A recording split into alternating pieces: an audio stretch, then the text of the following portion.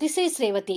Video చూస్తున్న వారికి likes, కామెంట్స్తో support చేస్తున్న వారికి థ్యాంక్ యూ సో మచ్. మాంగళ్య బంధం ఎపిసోడ్ నెంబర్ 192.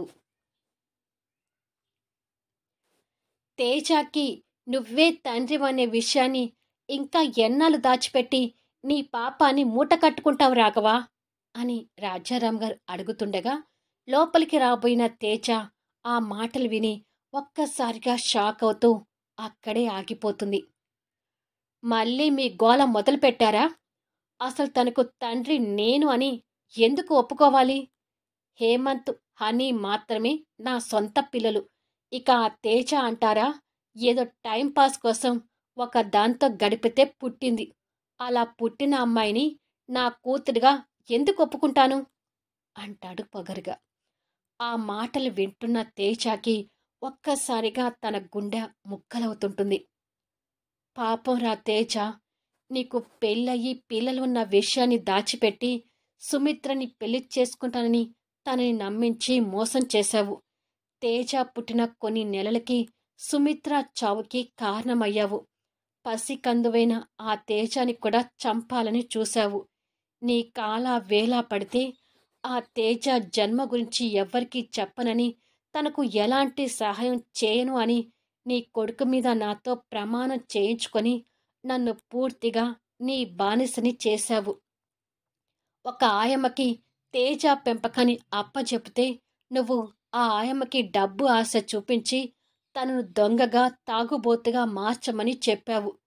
ఇన్నాళ్ళు తేజ పడుతున్న కష్టాలని చూసి కూడా నీ కొడుకు మీద చేసిన ప్రమాణానికి కట్టుబడి నిస్సాయుడిగా ఉండిపోయాను. ఏదో ఒకరోజు నువ్వు చేసిన తప్పుని ఒప్పుకొని తన్ని నీ కూతురిగా దగ్గరికి తీస్తావేమోనని ఇన్నేళ్ళు ఆశతో ఎదురు చూస్తూనే వచ్చాను. కానీ ప్రతిసారి నా ఆశలను అడి ఆశలు చేసుకుంటూనే వచ్చావు. ఇప్పటికైనా నువ్వు చేసిన పాపాన్ని తేజ ముందు ఒప్పుకొని నువ్వు తనకు తండ్రి అనే విషయాన్ని నలుగురికి చెప్పరా అంటాడు రాజారాం గారు కంటతడి పెడుతూ. భరించలేని ఆ నిజాలు వింటున్న తేజకి గుండె ముక్కలోతూ కళ్ళల్లో కన్నీళ్లు ఏరులై పారుతుంటాయి. చేసిన తప్పుని ఒప్పుకొని ఆ తేజాని కూతురుగా ఒప్పుకోవటానికి మీ కళ్ళకు నేనేమైనా పిచ్చోళ్లా కనిపిస్తున్నానా అని అడుగుతాడు.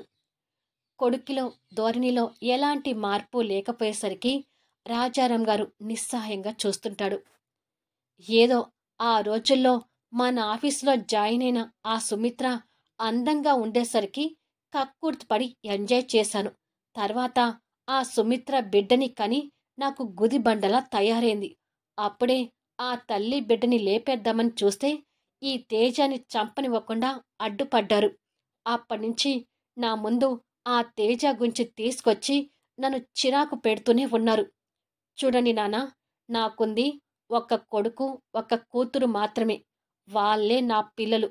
టైంపాస్, ఎంజాయ్ కోసం పుట్టిన ఆ తేజాని నా కూతురుగా ఎప్పటికీ ఒప్పుకోను అంటాడు. వాడి మాటలు వింటుంటే తేజకి భరించలేని బాధతో పాటు కోప ఆవేశాలు కూడా కలుగుతుంటాయి. ఇంతకీ ఆ తేజ గురించి వదిలేసి నా కూతురు హని ఎప్పుడింటికి వస్తుందో చెప్పండి అని అడుగుతాడు. సాయంత్రం వస్తుంది అని సమాధానం ఇస్తాడు. అప్పటి వరకు నేను ఇక్కడే ఉంటే నన్ను మీరు పోలీసులకు పట్టించినా పట్టిస్తారు. నేను వెళ్తాను అని చెప్పి వెళ్ళబోతుంటే, చూడు రాఘవ, నీ పాపం పండే సమయం దగ్గరికి వస్తున్నప్పుడు ప్రత్యేకించి నేను నిన్ను పోలీసులకి పట్టించాల్సిన అవసరం లేదు.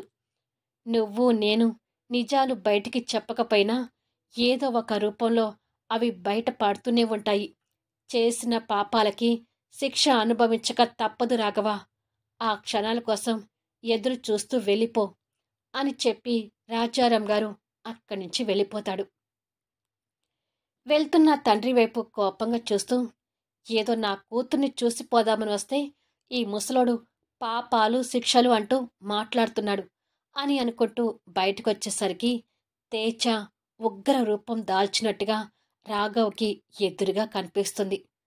తనని చూసి రాఘవ ఒక్కసారిగా షాక్ అవుతుంటాడు. తేజ ఆవేశంతో దగ్గరకొచ్చి వాడి వైపు కోపంగా చూస్తుంటుంది. ముందు షాకైన రాఘవ తర్వాత నిర్లక్ష్యంగా చూస్తూ, నీ వాలకం చూస్తుంటే మేము మాట్లాడిన మాటలని విన్నామని అర్థమవుతుంది. నేను నీ తండ్రిని అని గొప్పగా చెప్పుకుందామని అనుకుంటున్నావేమో. అలా చెప్పుకుంటే మీ అమ్మని చంపేసినట్టే నిన్ను చంపేస్తాను.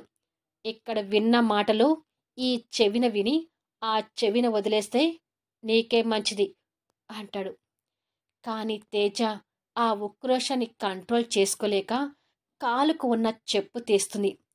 రాఘవ ఆ చెప్పు వైపు ఆశ్చర్యంగా చూస్తుండగానే తేజ ఆవేశంగా ఆ చెప్పుతో రాఘవ చెంపన గట్టిగా కొడుతుంది.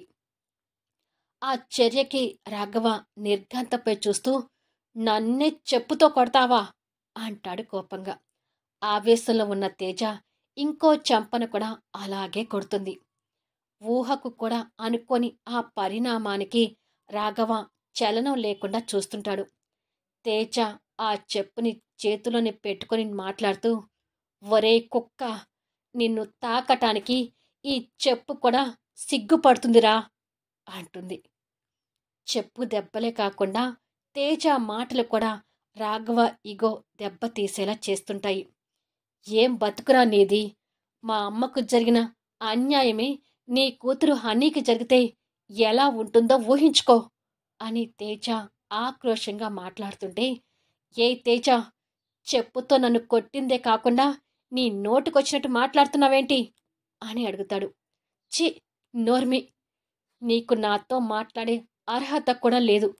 ఏంటి, నువ్వు నాకు తండ్రివి అని గొప్పగా చెప్పుకుంటానా? నీలాంటి ఒక కుక్కని నా తండ్రి అని చెప్పుకోవడానికి గొప్పగా కాదురా, కంపరంగా ఉంటుంది. రోడ్డు మీద పోర్లే కుక్కని తండ్రి అని ఎవ్వరు చెప్పుకోర్రా నీచుడా అని తిడుతుంటే పొగరబోతు రాఘవాకి అహం దెబ్బతింటూ కోపం వస్తుంటుంది. ఇన్నాళ్ళు అనాదిగా పెరిగినా కాస్త ఆనందంగా ఉన్నాన్రా, కానీ నీలాంటి దుర్మార్గుడు నా జన్మకు కారణమని తెలిసాక అసలు ఈ జన్మ మీద నాకు విరక్తి పుడుతుంది.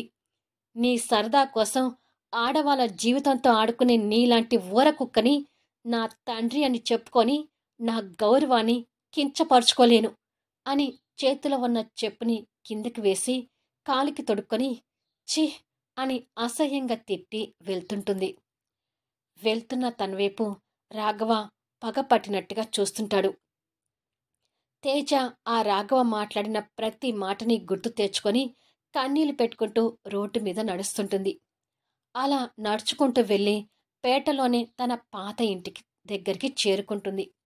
ఆ పేటలో ఉన్న జనాలు తేజని చూసి ఆశ్చర్యపోతూ, చాలా రోజుల తర్వాత కనిపిస్తున్నావు తేజ, కట్టు బొట్టు మొత్తం మారిపోయావు కదా అంటూ ఒక్కొక్కరు మాట్లాడుతుంటే తేజ ఆ మాటలేమి వినిపించుకునే పరిస్థితిలో లేక తన పాత ఇంటి లోపలికి వస్తుంది. ఇల్లంతా బూజు పట్టి దుమ్ముగా కనిపిస్తుంటుంది. ఆ ఇంట్లోనే ఆ ఆయా ఫోటో కూడా కనిపిస్తుంటుంది. దుమ్ము పట్టిన ఆ ఇల్లుని చూస్తూనే ఓ మూలన కూలబడి వెక్కి వెక్కి ఏడుస్తుంటుంది. కొద్దిసేపు అలా ఏడవగానే పుట్టు పూర్వోత్తరాల గురించి కళ్యాణి గారు మాట్లాడటం గుర్తొచ్చి, అంటే ఆ దుర్మార్గుడు తన సరదా తీర్చుకోవడానికి మా అమ్మ జీవితంతో ఆడుకుంటే నేను పుట్టానన్నమాట. మా అత్తగారు భ్రమపడినట్టు నాది నిజంగానే తప్పుడు పుట్టుక కదా. నా జన్మ గురించి మా అత్తగారికి తెలిస్తే నన్ను ఎప్పటికీ కోడలిగా ఒప్పుకోరు అని కళ్యాణి మాటలు కూడా తలుచుకుంటూ ఇంకా ఏడుస్తుంటుంది. హాస్పిటల్లో తండ్రి రిపోర్ట్స్ని చూపించిన శ్రీకర్ ఆఫీస్లో కూర్చొని ఆలోచిస్తూ, నాకు తెలిసినంతవరకు మా నాన్నకి ఎలాంటి యాక్సిడెంటు జరగలేదు, కానీ నాన్న హార్ట్కి అలాంటి ప్రమాదకరమైన గాయం ఎందుకైంది అంటూ ఆలోచిస్తూ ఉండగా సాకేత్ అరవింద్ అక్కడికి వచ్చి, ఏమిట్రా అలా ఉన్నావు అని అడుగుతారు. ఏమీ లేదు అంటూ అప్పటికప్పుడు ఫైల్ ఓపెన్ చేసి చూస్తుంటాడు. సాకేత్ అరవింద్ కూడా వర్క్ గురించి మాట్లాడుతూ ఎదురుగా కూర్చుంటారు. కానీ శ్రీకర్ వాళ్ళ మాటలు పట్టించుకునే పరిస్థితిలో లేక, మా నాన్న వాళ్ళకి రాఖీ కట్టిన ఆవిడ గురించి ఎలా తెలుసుకోవాలి అని ఆలోచిస్తుంటాడు. సాయంత్రానికి శ్రీకర్ ఫోన్కి బామ్మగారి దగ్గర నుంచి కాల్ వస్తుంటుంది. ఫోన్ లిఫ్ట్ చేసి చెప్పండి బామ్మ అంటాడు. వాళ్ళ తాతయ్య దగ్గరికి వెళ్ళి వస్తానని చెప్పిన తేజ ఇంకా ఇంటికి రాలేదురా. తనకు ఫోన్ చేస్తుంటే స్విచ్ ఆఫ్ అని వస్తుంది. నీకేమైనా ఫోన్ చేసిందేమో తెలుసుకుందామని ఫోన్ చేశాను అంటుంది. నాకు కూడా ఫోన్ చేయలేదు బామ్మ. వాళ్ళ తాతయ్యతో మాట్లాడుతుందేమోలే. ఫోన్ స్విచ్ ఆఫ్ అయి తను చూసుకోకపోవచ్చు అంటాడు. అంతే కావచ్చులే. సరేలే ఉంటాను అని బామ్మగారు ఫోన్ పెట్టేస్తారు. తనకున్న ఆలోచనతో శ్రీకర్ ఇక తేజ గురించి మర్చిపోతాడు. సాయంత్రం 7 అవుతుండగా ఇంటికి వెళ్ళిన శ్రీకర్కి తేజ ఇంకా ఇంటికి రాలేదని తెలిసి కంగారు పడుతూ రాజారాం గారికి ఫోన్ చేస్తాడు. కొడుకు మాటలకు బాధపడుతూ కూర్చున్న రాజారాం గారికి శ్రీకర్ దగ్గర నుంచి ఫోన్ కాల్ రావడంతో తన బాధని కాస్త దిగమింగుకొని చెప్పు శ్రీకర్ అంటాడు. తేజ ఫోన్కి చేస్తుంటే స్విచ్ ఆఫ్ వస్తుంది సార్. తేజ మీ దగ్గరికి వచ్చింది కదా, తను ఇంకా అక్కడే ఉందా అని అడుగుతాడు. తేజ నా దగ్గరికి రావటం ఏంటి శ్రీకర్? తనసలు నా దగ్గరికి రాలేదే అంటాడు ఆశ్చర్యపోతూ. దాంతో శ్రీకర్ ఇంకాస్త కంగారు పడుతూ తేజ మీ దగ్గరికి రాకపోవడం ఏంటి సార్? నేనే క్యాబ్ బుక్ చేసి పంపించాను అంటాడు. మరి తేజ నా దగ్గరికొచ్చి నన్ను కలవలేదు శ్రీకర్. ఒకవేళ తను అరవింద్ వాళ్ళ ఇంటికి కానీ సాకేత్ వాళ్ళ ఇంటికి కానీ వెళ్ళిందేమో. ఒకసారి వాళ్ళకి ఫోన్ చేసి చూడు అని చెప్తాడు రాజారాం గారు. సరే సార్ అని సాత్వికకి పవిత్రకి ఫోన్ చేస్తాడు. వాళ్ళు కూడా రాలేదనేసరికి శ్రీకర్తో పాటు ఫ్యామిలీ మెంబర్స్ కూడా కంగారు పడుతుంటారు. అయ్యో అసలే రోజులు బాగలేవు, తన గురించి త్వరగా కనుక్కో శ్రీకర్ అంటూ కళ్యాణి కంగారు పడుతుంటుంది. నేను వెళ్ళి తేజాని వెతికి తీసుకొస్తానమ్మా, మీరు కంగారు పడకండి అని చెప్పి శ్రీకర్ వెళ్ళిపోతాడు. శ్రీకర్ బయటకొచ్చి ముందు క్యాబ్ నుంచి ఇన్ఫర్మేషన్ కనుక్కుంటాడు. తను రాజారాం గారి ఇంటి దగ్గరే దిగిందని తెలుస్తుంది. తేజ అక్కడ దిగి రాజారాం గారిని కలవడానికి ఎందుకు వెళ్ళలేదు అని శ్రీకర్ కంగారు పడుతూనే ఉన్న విషయాన్ని మళ్ళీ రాజారాం గారికి చెప్పాడు.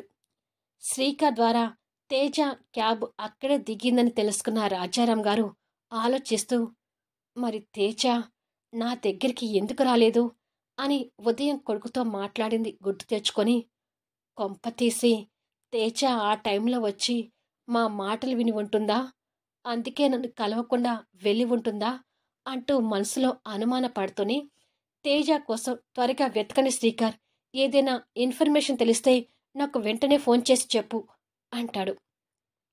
సరే సార్ అని శ్రీకర్ ఫోన్ పెట్టేసి, ఎక్కడ ఉన్నావు తేజ? ఎప్పుడైనా బయటికి వెళ్తే నాకు కంటిన్యూగా ఫోన్ చేస్తావు కదా, ఇప్పుడు ఏమైంది మరి? ఒక్క ఫోన్ కూడా చేయకుండా ఫోన్ స్విచ్ ఆఫ్లో ఎందుకు పెట్టుకున్నావు అంటూ కారులో వెళ్తూనే తన కోసం వెతుకుతుంటాడు. శ్రీకర్తో పాటు సాకేత్, అరవింద్ కూడా ఎప్పటికప్పుడు కాల్స్ చేసుకుంటూ తేజ కోసం వెతుకుతుంటారు. అప్పటికే టైం 11 అవుతుంది. ఇంటి దగ్గర కళ్యాణితో సహా ఫ్యామిలీ మెంబర్స్ అందరూ తేజ కోసం కంగారు పడుతుంటారు. మరో పక్క పవిత్ర, సాత్విక కూడా ఎప్పటికప్పుడు భర్తలకి ఫోన్ చేసి తేజ గురించి తెలుసుకునే ప్రయత్నం చేస్తుంటారు. కొద్దిసేపటికి శ్రీకర్, సాకేత్, అరవింద్ ఓ దగ్గర మీట్ అయ్యి, ఇంకా ఎక్కడికి వెళ్ళినట్టురా తేజ? పోనీ పోలీస్ కంప్లైంట్ ఇద్దామా అని సాకేత్ అంటుండగా రాజారాం గారి దగ్గర నుంచి శ్రీకర్కి కాల్ వస్తుంటుంది. సార్ ఫోన్ చేస్తున్నారు అంటూ కన్నీటి పొరలతోనే శ్రీకర్ ఫోన్ లిఫ్ట్ చేసి, తేజ గురించి ఇంకా ఏమీ తెలియలేదు సార్ అంటాడు. ఇదేంటి శ్రీకర్, ముగ్గురు అంతగా వెతుకుతున్నా తేజ కనపడకపోవడమేంటి అని ఆలోచించి, మీరింతకుముందు తేజ ఉండే పేట వైపు వెళ్ళారా అని అడుగుతాడు. లేదు సార్, అటువైపు వెళ్ళాలని మాకు థాట్ రాలేదు. అయినా తేజ మళ్ళీ ఆ పేటకి ఎందుకు వెళ్తుంది అని అడుగుతాడు శ్రీకర్. రాజారాం గారి మనసు అటువైపుకి వెళ్తూ, అన్నీ వెతికారు కదా శ్రీకర్, ఒకసారి ఆ పేటకు కూడా వెళ్ళి చూడండి అంటాడు. సరే సార్, ఇప్పుడే వెళ్తాను అని చెప్పి ఫోన్ పెట్టేసి, తేజ పేటకు వెళ్ళిందేమోనని రాజారాం గారు అనుమానపడుతున్నారు, నేను అక్కడికి వెళ్ళి చూసి వస్తాను అంటాడు. సరే శ్రీకర్, మేం కూడా మరో 4 చోట్ల వెతుకుతాము. అప్పటికి కూడా కనిపించకపోతే సాకేత్ అన్నట్టు పోలీస్ కంప్లైంట్ ఇద్దాము అంటాడు అరవింద్. సరే అని అనుకొని ముగ్గురు 3 దిక్కుల్లో వెళ్తారు. శ్రీకర్ ఆ పేటకు వెళ్ళి తేజ కోసం వెతుకుతూనే ఆ ఇంటి ముందు కారు ఆపుతాడు. అప్పటికే ఆ పేట వాసులు నిద్రపోయేసరికి ఆ పేట అంతా సైలెంట్గా ఉంటుంది. శ్రీకర్ కారు దిగి ఆతృతగా ఆ ఇంటి లోపలికి వెళ్ళేసరికి తేజ నేల మీద పడుకొని ఏడ్చి ఏడ్చి సొమ్మసిల్లి పడిపోయి ఉంటుంది. కళ్ళ ముందు తేజ కనిపించేసరికి శ్రీకర్ ఊపిరి పీల్చుకొని తేజ అంటూ దగ్గరికి వెళ్తాడు. మళ్ళీ నెక్స్ట్ వీడియోలో కలుద్దాం. తేజ తను తెలుసుకున్న విషయం శ్రీకర్కి చెప్తుందా? తేజకి నిజం తెలిసిందని రాజారాం గారికి తెలుస్తుందా? బయటికొచ్చిన రాఘవ మళ్ళీ ఎవరిని టార్గెట్ చేయబోతున్నాడు? తెలుసుకోవాలి అంటే అద్భుతమైన కథనంతో ఆసక్తికరంగా సాగిపోయే కథా వీడియోస్ని మిస్ కాకుండా చూడండి. కథ నచ్చితే లైక్ చేయండి, కామెంట్ షేర్ చేయండి, సబ్స్క్రైబ్ చేసుకుని ఛానల్ షేర్ చేస్తూ సపోర్ట్ చేయండి. Thanks for listening.